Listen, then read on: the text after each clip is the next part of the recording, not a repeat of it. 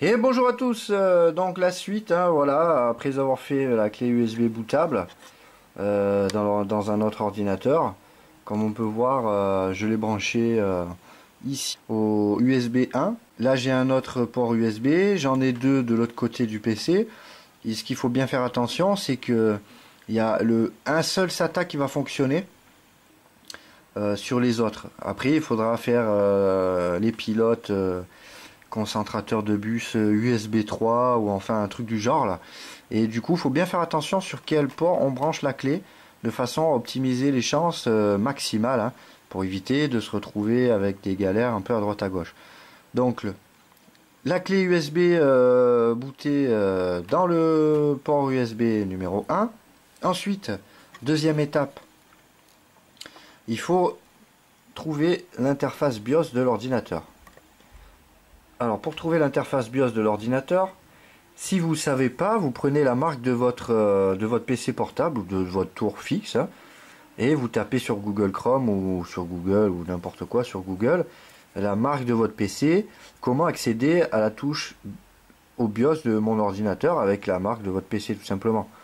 Et il va vous dire, il y a des ordinateurs c'est la touche F2, il y en a c'est F9, il y en a c'est F10, F11, F12, enfin ouais, il y a des ordinateurs c'est un peu différent donc voilà. Ensuite une fois qu'on est là dedans, on va aller chercher le mode option d'amorçage.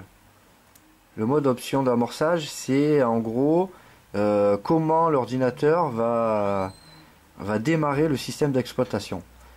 Donc on voit en bas que moi j'ai un mode démarrage UEFI. Et après j'ai le démarrage en mode normal. Ce qu'il faut savoir c'est le mode UEFI, c'est tout ce qui est à partir de Windows 8. C'est une version un peu que je comprends pas trop, du coup c'est un peu galère aussi. Et pour passer à Windows, pour mettre un système d'exploitation Windows 7, bah attendez, il y a un aide contextuel sur le côté. On va le lire ensemble. Parce que c'est tout marqué en fait. Hein. Bon, moi j'ai de la chance de pouvoir le mettre en français. Il y a des BIOS, c'est pas le cas. Donc le mode Legacy, c'est tout ce qui est en dehors des systèmes d'exploitation Windows 8, Windows 10 et tout ça. Donc lorsque Legacy supporte la maintenance du système existant, donc la maintenance du système existant, c'est l'onglet qu'on voit activé en blanc, surbrillé en blanc. Voilà. Donc activé. Donc j'active le mode Legacy.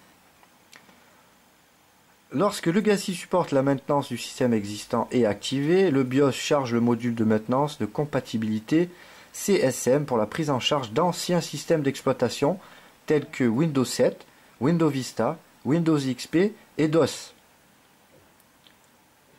Donc pour la prise en charge des systèmes d'exploitation qu'on vient d'énumérer là, il faut activer le mode Legacy. Voilà. Lorsque Legacy Support est désactivé, le BIOS amorce en mode UEFI sans CSM pour prendre en charge un système d'exploitation plus récent tel que Windows 8. Donc vous avez compris, je pense, il n'y a pas besoin de faire un topo là-dessus de 100 ans. Voilà.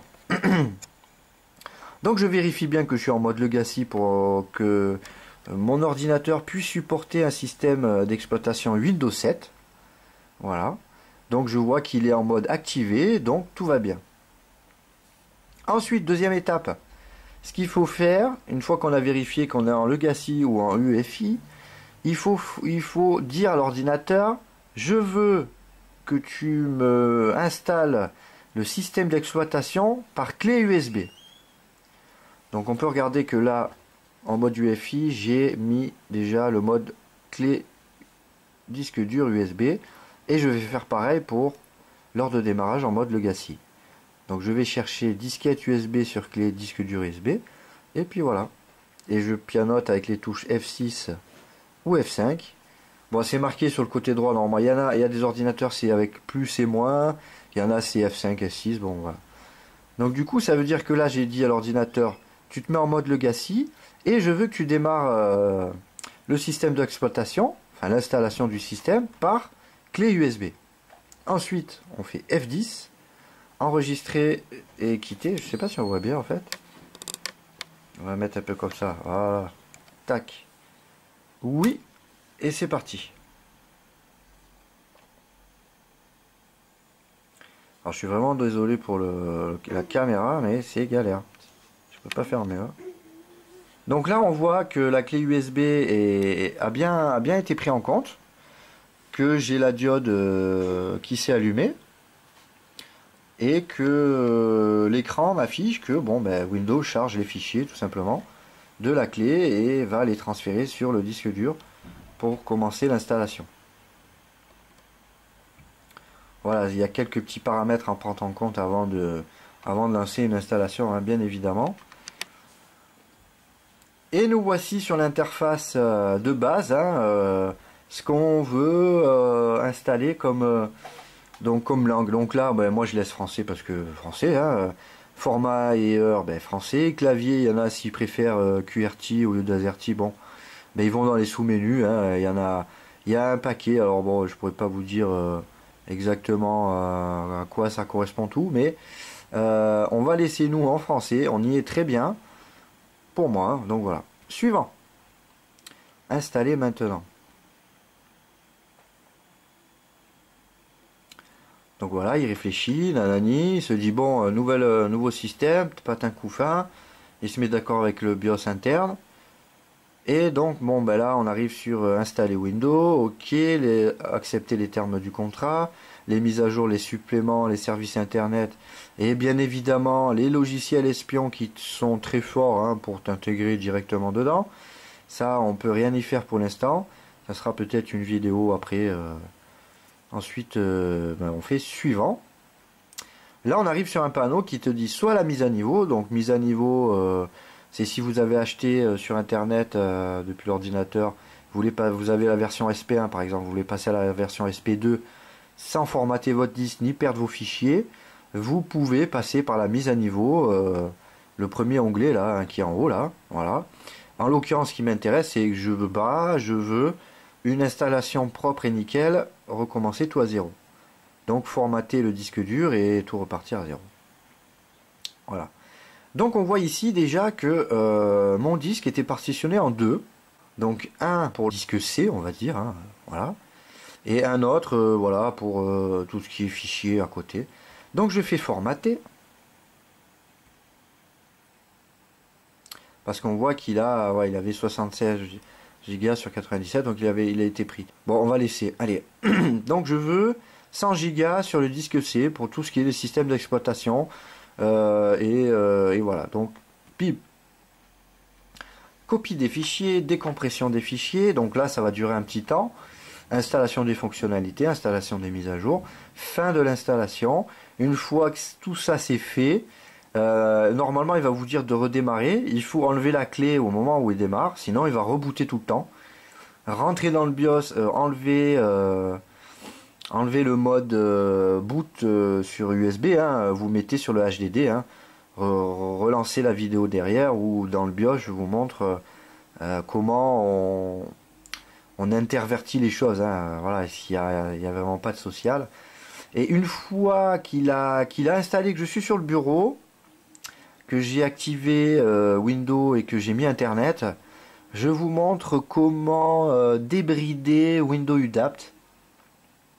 Enfin débrider, oui, parce que sur des installations anciennes comme ça, si on passe pas par un outil de Microsoft, Windows UDAPT va tourner en boucle pendant des heures et des heures, mettre le processeur et la RAM à fond à 100% pour que dalle. Donc il y a des gens qui ont travaillé là-dessus. Microsoft le savait depuis je ne sais pas combien de temps, hein. Donc du coup ils ont fait un genre de petit fixe, de façon à pouvoir éviter d'attendre des jours, des heures et des heures, ces foutues mises à jour de Windows UDAPT. Alors là, ça paraît un peu long, mais tout dépend de la puissance de votre machine, tout simplement. Puis de la clé USB aussi. C'est le temps qui transfère un peu tous les fichiers qui sont là, sur la clé, hein, qu'on voit qui est allumée, qui les bazarque dans le disque dur et qui dit à la carte mère, ok, moi je suis là-dessus, est-ce que tu suis voilà, on en est là maintenant et tout se met en accord. Voilà, voilou, donc je vous reprends, je vais essayer, parce que c'est pas évident de bloquer l'ordinateur.